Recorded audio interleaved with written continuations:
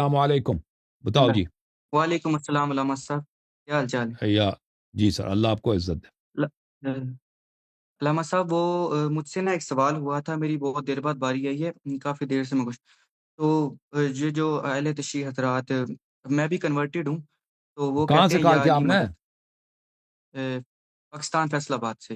Okay جی، شیعہ کہتے ہیں یا علی مدد؟ تو یہ جی مجھے دلیل دی تھی نہج البلاغہ سے، یہ میں آپ کو دکھاتا ہوں۔ یہاں پہ آئی تھنک آپشن نہیں آ رہا، میں آپ کو دکھاتا ہوں، یہ دیکھیں، یہ میرے پاس ہے نہج البلاغہ، یہ یہاں لکھا ہوا ہے امیر المومنین نے امام حسن کو کہا تھا ہر معاملے میں اپنے عربی اللہ دکھاؤ، عربی سائڈ دکھاؤ، ہر معاملہ عربی اپنے اللہ کے سائڈ دکھاؤ۔ حوالے کر دو، کیونکہ ایسا کرنے سے تم اپنے آپ کو ایک مضبوط پناہ گاہ اور کبھی محافظ کو سپرد کر دو گے، اور اپنے جی جی، پروردگار سے سوال کرو۔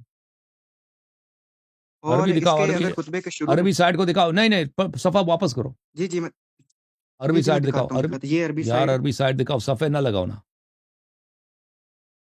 یہ لیں، چلیں جی، یہاں پہ یہ جو لکھا ہے فرمائے کہ نا، یہ اب دیکھیں اس میں یہ نہیں ہے کہ آپ غیر اللہ سے مدد نہیں مانگ سکتے، کہتے ہیں اللہ سے مدد مانگو، کہ اللہ سے بالکل مدد مانگنا ضروری ہے، ہر مسئلے میں اللہ سے مدد مانگنا ضروری ہے۔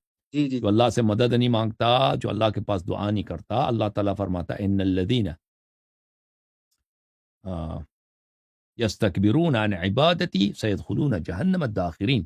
روایات میں ہے کہ اس سے مراد، جی عبادت سے مراد یہاں پہ دعا کرنا ہے۔ جو لوگ میرے پاس دعا نہیں کرتے، وہ ذلیل ہو کر میں ان کو جہنم داخل کر دوں گا۔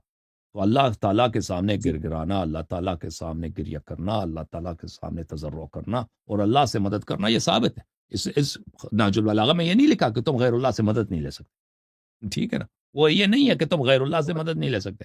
اتنے بیوقوف ہیں انجینئر مستری صاحب ہاں جی ہاں اتنے جی، بیوقوف یہ ہیں کہ ان کو تو یہ دلیل دینا چاہیے نا کہ تم غیر اللہ سے مدد نہیں لے سکتے۔ اس میں یہ لکھا ہے کہ تم اللہ کے پاس دعا کرو، جی ہاں بالکل، اللہ کے پاس ہر مسئلے پہ میں اللہ سے دعا کرتا یہ ہے، لیکن جیسے یہ انہوں نے میں ہی اگر کہا تھا ویسے۔ بیمار ہوں، دیکھیں میں اللہ سے دعا کروں اللہ مجھے شفا دے، اس کا مطلب یہ نہیں کہ میں ڈاکٹر کے پاس نہیں جاتا، اس کا مطلب یہ نہیں میں ڈاکٹر کے جی پاس نہیں جاتا۔ اگر میں کسی مسئلے میں بیمار ہوں، اللہ سے مدد مانگتا ہوں، اہل بیت علیہ السلام سے بھی توسل کرتا ہوں، اہل بیت علیہ السلام سے بھی میں استغاثہ کرتا ہوں، ان میں کوئی تضاد نہیں ہے، ان